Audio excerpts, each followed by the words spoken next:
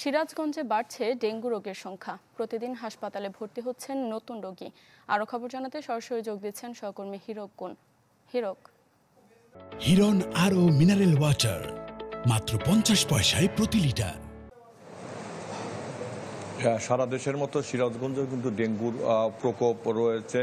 হাসপাতালগুলোতে কিন্তু ডেঙ্গু রোগীর সংখ্যা কিন্তু দিন দিন বাড়ছে। ঠিক সিরাজগঞ্জের জেনারেল হাসপাতাল, বিভিন্ন মেডিকেল কলেজ এবং বেসরকারি হাসপাতালগুলোতে কিন্তু গত এক মাস ধরে আবারও ডেঙ্গু রোগীর সংখ্যা কিন্তু বেড়েছে এবং হাসপাতালগুলোতে কিন্তু ডেঙ্গু যে রোগী, সেই রোগী কিন্তু আবারও ভর্তি বেড়েছে। ঠিক সিরাজগঞ্জ জেনারেল হাসপাতাল, সিরাজগঞ্জ মুন্সিপাল মেডিকেল কলেজ সহ বিভিন্ন হাসপাতালগুলোতে কিন্তু আবারও গত এক মাস ধরে ডেঙ্গু রোগীর সংখ্যা বাড়ছে।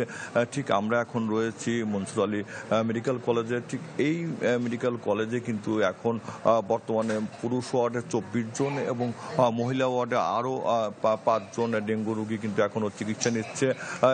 আপনারা দেখতে পাচ্ছেন যে ঠিক যেটি আমরা দেখছি যে ডেঙ্গু কিন্তু প্রতিটি ওয়ার্ডে ডেঙ্গুর ওয়ার্ড কিন্তু হাসপাতালগুলোতে ওয়ার্ড করা হয়েছে এবং মশারি টানানো হয়েছে। এবং আমরা কথা বলেছিলাম সিরাজগঞ্জের সিভিল সার্জনের সঙ্গে। তিনি যেটি বলছে যে গত এক মাসে আবারও ডেঙ্গু যে রোগী, সেই সংখ্যা কিন্তু কিছুটা বেড়েছে।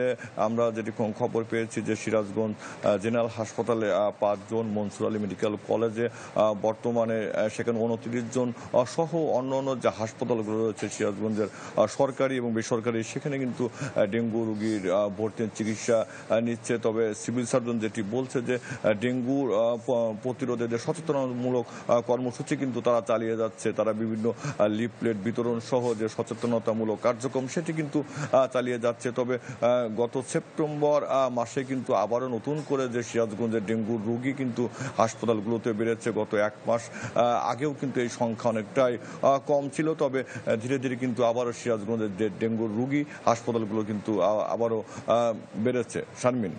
হিরক, ধন্যবাদ আপনাকে। দর্শক, ডেঙ্গু পরিস্থিতির খবর জানাচ্ছিলেন আমাদের সহকর্মী।